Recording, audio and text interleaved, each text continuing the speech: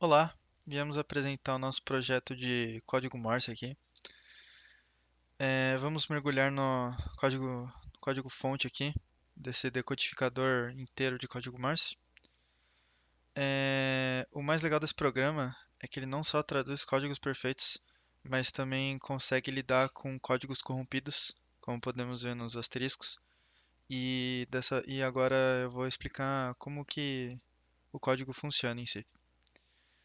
O primeiro passo, aqui na parte de comparar prefixo, o trabalho dela é bem simples, para falar a verdade, mas é bem importante, porque ela verifica se uma string maior começa com um caractere de uma string menor.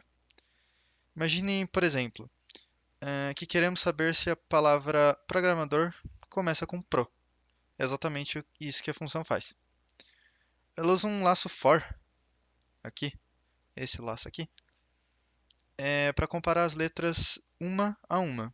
Por exemplo, P de programador, depois o R, depois o O, e ele vai comparando isso com, por exemplo, o P vai ser comparado com P, o R vai ser comparado com R e o O vai ser comparado com O e assim por diante. E caso não corresponda, ele vai sempre retornar zero aqui, que é a ideia de ele retornar um número falso, e o return 1, que é caso corresponda, né? Ele vai retornar um número verdadeiro. Agora, indo para a função principal, que é de decodificação do código Morse em si, a gente primeiro vai criar uma função void, porque a gente tá. Agora indo para nossa função principal de decodificar o código Morse em si, a gente primeiro vai verificar se a string imputada pelo usuário contém o asterisco ou não.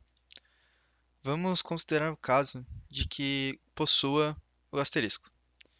Vamos supor que o usuário tenha colocado aqui, ó, ponto risco asterisco. Ele colocou exatamente essa string. Primeira coisa que ele vai fazer é retirar o asterisco e depois fazer nesse laço aqui. Ele vai fazer a comparação de prefixo e analisar cada letra na nossa lista de código Morse para ver que começa com ponto e risco. Originalmente isso aqui era um W, mas aí ele vai transformar para, por exemplo, A, J, L, P, R e W, como podemos ver aqui na nossa lista de código Morse. Feito isso, ele vai colocar na formatação bonitinho para poder incluir os colchetes. Por exemplo, ele começa colocando o colchete de abrir, depois ele coloca todas as possibilidades que formam com a string corrompida, e depois ele fecha a string. Enfim, indo para o segundo caso, que é o caso onde o usuário não põe nenhum asterisco. Ele vai fazer a comparação da string inteira e vai retornando com a posição do index, nas possibilidades na posição do index, cada código Morse vai retornar a sua letra. E caso ele não ache nada, caso o que o usuário imputa seja algo não verdadeiro, algo que não exista na nossa lista de código Morse, ele só vai colocar um resultado como uma interrogação mesmo. E é basicamente assim que as duas funções funcionam para nós conseguirmos decodificar o código Morse.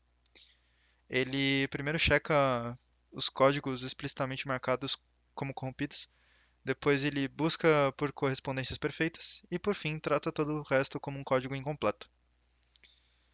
Enfim, agora eu passo para o Thomas que vai explicar a função main. Bem, agora eu vou estar explicando como que funciona a função main do programa. Basicamente ela começa inicializando, né, a lista de código Morse, então a gente tem aqui as 26 letras do alfabeto, as duplas, né, que é o código Morse e a letra específica, e 10 é o máximo, né, o tamanho máximo da string. Bem, ela pede aqui para o usuário colocar um código Morse, espaçando. Se ele quiser botar, por exemplo, uma frase em código Morse, ele vai espaçar por 2 espaços, né? Porque a cada espaço ele vai quebrando para ler isso e traduzir de código Morse para letras do alfabeto. Bom, ele começa aqui fazendo um fgets para poder capturar espaços, né? E essa função aqui da biblioteca string.h, strcspn, basicamente serve para remover a quebra de linhas que o fgets adiciona no final. Bom,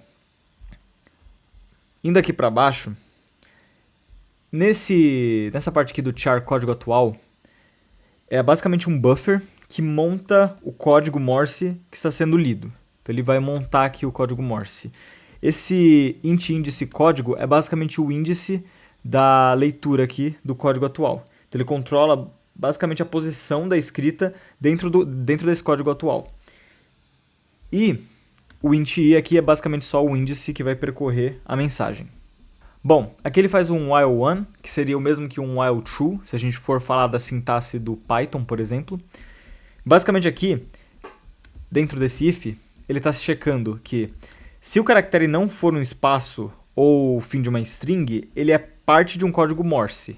Então, o que ele faz é, ele adiciona isso, com esse índice código ++, ele adiciona isso ao código atual. Bom, aqui dentro desse else ele vai basicamente finalizar a string quando um espaço ou final da string é encontrado. Então ele finaliza adicionando esse /0, ele chama a função de decodificar, como está aqui, e traduz, né, imprime isso, e o índice código ele é zerado para preparar para o próximo código que vai ser inserido pelo usuário.